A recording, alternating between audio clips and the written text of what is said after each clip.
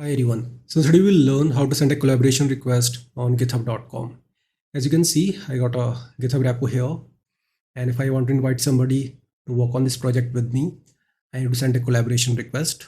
For that, I need to click on settings. Then on the left-hand side, you can see I got collaborators. Simply click on it. Now here, scroll a bit.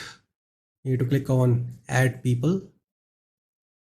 Now you can search for a person by entering his username, full name, or email. I always go with the email. So here you can enter the email of the user. For example, let's put test@example.com. Now, once you enter the email, you will see the list of usernames. Generally, you will only see a one username here. Now you can see I have selected the user. Now, if I want to invite this person to work on this project, I simply need to click on this add button.